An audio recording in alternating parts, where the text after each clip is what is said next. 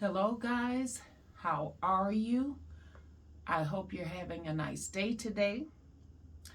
In my last video, I know I told you guys that that would be the last witch story, but I actually remembered two more. So I am going to tell you one of them today.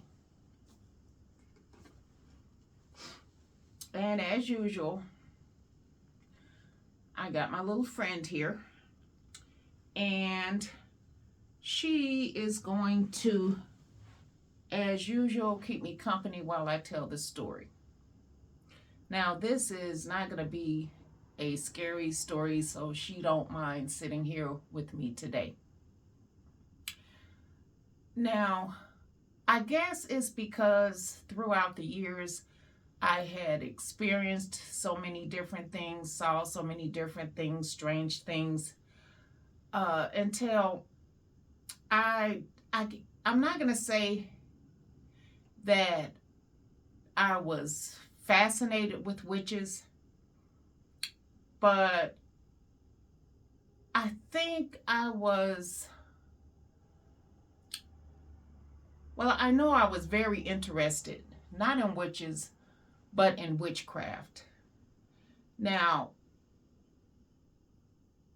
I can't really explain it because I grew up.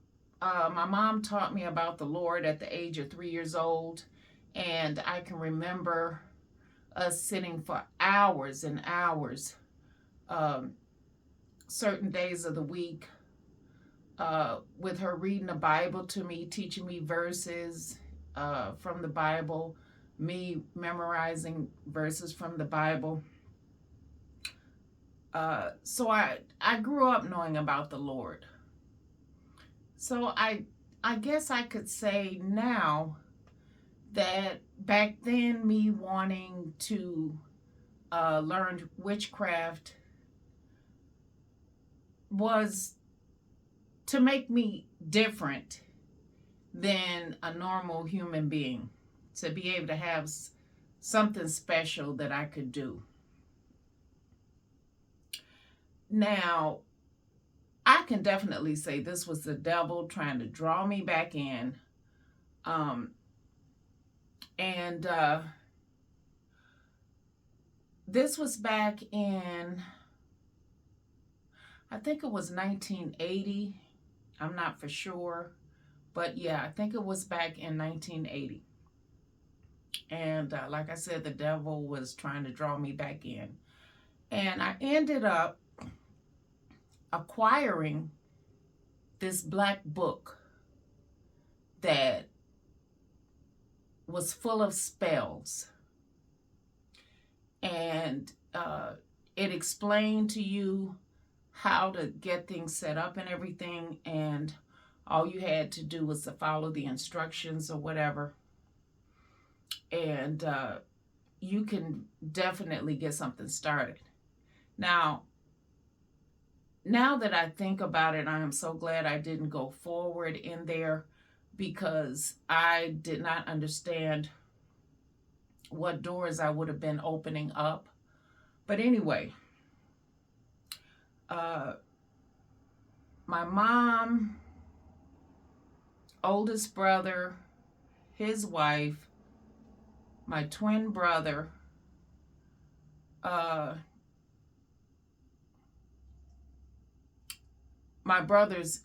oldest brother's ex-girlfriend, her boyfriend, we was all living in one apartment. My mom, she was the type of person where if she saw anybody, any kids on the street, any teenagers or whatever, she always welcomed them into the home. She made sure they ate. We didn't really have a lot, but she shared what we had and everything. And one day, after I acquired the book, I opened it up and I started reading through it and everything. And I just wanted to learn what the steps were and everything. And I learned about how to draw witch boards and all that other good stuff, which was very fascinating to me. But here was the kicker. In order for you to perform any type of witchcraft, now, I don't care about people, the Wiccan community, talking about Mother Earth and water and fire and all that other good stuff. You have to denounce God in order to perform spells and everything. You can't serve two masters. You have to denounce God. And this is the only way that the witchcraft will work. And I'm talking about real witchcraft. I am not. I'm not talking about opening doors where demons can come through or whatever. I'm talking about real, honest to goodness witchcraft. And I was not about to do that. I was not about to denounce God on any circumstances. So that was the end of that for me. But I kept the book anyway, put it aside. Well, one day, my mom was going to work, and so she had put some rent money in an envelope aside so that when she came back home, the landlady was supposed to come by and pick up the rent. Now, we lived in a 2-flat apartment building. It was in the middle of the block, and we was on the 2nd floor. So later that day, I went to check to make sure that the rent money was still there, and the rent money was gone. And I asked around all of us that were there, my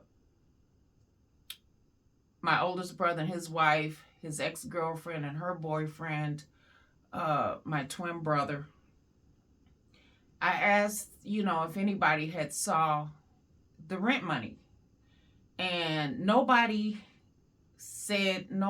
admitted to seeing the rent money. They didn't even know that my mom had put rent money away. But now, everybody was in the house when my mom left to go to work. So it was there. I saw her when she put it away, and it was there. So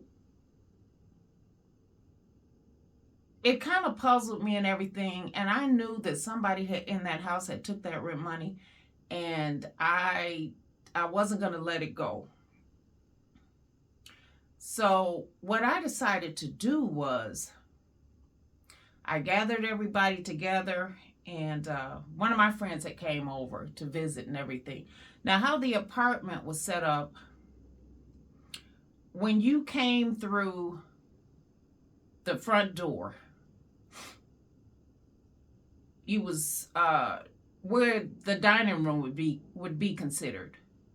And then you go to the left, and there was the living room, and then to the left of there was the first bedroom, because it was a 3-bedroom apartment.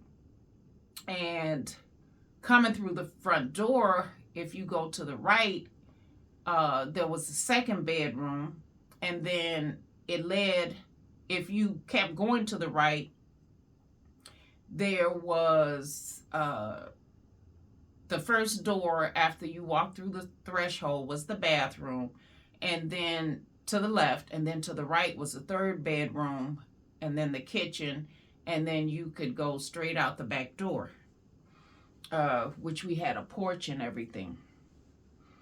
So I gathered everybody up, and we went into the living room. Now, we didn't have any furniture. It was just not regular furniture. There was a sofa that we had in the dining room with a table I guess, a coffee table or whatever. And where the living room was, there was another table. I don't know how that table got there. Oh no, wait a minute. That room was empty. So anyway, what I did was I called everybody together and I said, I know how to find out who took that rent money. I said, because the rent money didn't disappear. And nobody has been in this house. And I know how to tell who took the rent money. So I had everybody get together and move the coffee table that was in front of the sofa into the living room. And I told everybody to gather around and sit around the table. I went into the room where I had the little black book and I found some chalk or something where I could draw on the table. And I opened up the part of the book where it shows how to do, there was a circle inside of a circle, which I drew that. And then I drew all the symbols that was supposed to be drawn between the two circles. And then in the center of the circle, I drew a 5-point star. Everybody's looking at me like I'm crazy. Like, what are you doing? What are you doing? They're asking, what are you doing? I said, just wait and see. And then I left the room, come back, and I had a safety pin in my hand. And I opened it up. And so now everybody is looking and they're asking, what are you getting ready to do with that safety pin? I looked at everybody and I smiled. And I said, oh, now everybody have to put a drop of their own blood in the center of these two circles. And they looked at me and they looked at each other. Oh, I'm not doing that. I'm not doing that. I said, well, if you're sitting around this table, you have to do it. You can't sit around a table and not do it. So I raised my finger. I knew it was going to hurt, but it was only going to hurt for a second. And I stuck my finger with the pen and I squeezed and squeezed and squeezed a drop of blood and let it drop in the center of the circle. I had some alcohol and some cotton balls. And I cleaned off the tip of the pen. And so my oldest brother's wife, she liked a challenge, and she was also the type of person, she didn't want to be beat by anybody. So when she saw me do that, oh, give me that pen. I'm next. If you can do it, I can do it. So she did the same thing. She pricked her finger, squeezed the blood out, dropped it in the middle of the circle. I cleaned off the tip of it with the alcohol and passed the pen around everybody that was sitting at the table. And everybody pricked their finger. The rest of everybody pricked their finger. And they put the drop in the middle of the circle. Now, the table was the long way. Like when you walk into the room, instead of being sideways this way, it was the long way. So I was at one end of the table and my oldest brother's wife was at the other end of the table. And then everybody else, my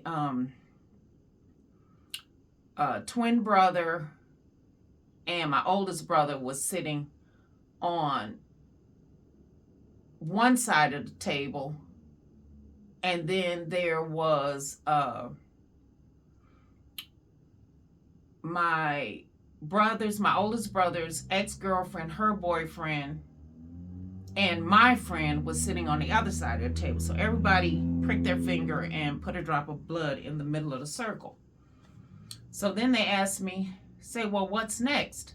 Well, actually, my oldest brother's wife asked me, well, what's next? So I said, just wait. And I went and put the black book and took everything off the table, took the black book away and put it back to where I had it hidden. And I came back and I sit down because we were all sitting on the floor. And I sit down at my end of at the head of the table on one end. And I just asked a simple question.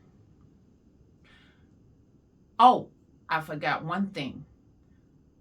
I had to put something in the middle of the circle to use as a pointer. So I found a regular writing pen, an ink pen, and put it in the middle of the circle. So then I sit down at my end of the table and I asked, I said, whoever took the rent money that is sitting at this table, I said, point to him. And all of a sudden, the pen, the ink pen that was in the middle of the circle started moving. Not crazy, not sporadically, like you would see in the movies or on TV or whatever. It just started slowly moving. It started slowly turning. Real slow. Turning. And the first thing that my oldest brother's wife said, "You're moving that pen." And I looked at it, I said, how can I be moving that pen? I said, I'm sitting at this end of the table. You're sitting at the other end of the table. I haven't raised my arms and nobody is touching the pen. I said, just wait and see what happens. So the pen kept turning slowly and slowly and slowly. The pointer part, the writing part, the ballpoint part, the ball part of the pen kept as it turned, and it stopped and pointed at the person that took the rent money, which I already knew or had my suspicions who had stole the rent money. But you know how it is. You come out and accuse people and they deny it, and if you don't have any proof, then there's a big problem. And when the pen stopped and pointed at the person that took the rent money, everybody looked in that direction. Now, I'm not going to tell you who the pen pointed at, but you guys have an option to leave in the comment section below who you think the pen pointed at. Now, of course, we never got the rent money back from the person that stole the money. So my mom had to end up replacing it. She was really upset when she got home from work and everything, and I told her what happened. But anyway, that is the end of this story. It's a cute story. It was short and it was sweet. My little friend here loved it because I kept it nice and clean and safe for her. And I hope you guys enjoyed it. And I'll be back. I'm not going to say a final witch story because I might remember more. I think this is the final one that I'll be telling after this. But anyway, I'll be back with another story. And that story is going to be a real strange one because it happened out in public with a lot of people around. But anyway, guys, I am getting ready to end this video. And like I said, I hope you guys enjoyed it. Please leave in the comment section below. Make it fun. Let me know who you think took the rent money. And I may or may not say that you're right or you're wrong, but it never hurts to guess. Okay, guys, until next time, like I always say at the end of every story, let's work together to live better. And always, always, thank you for watching.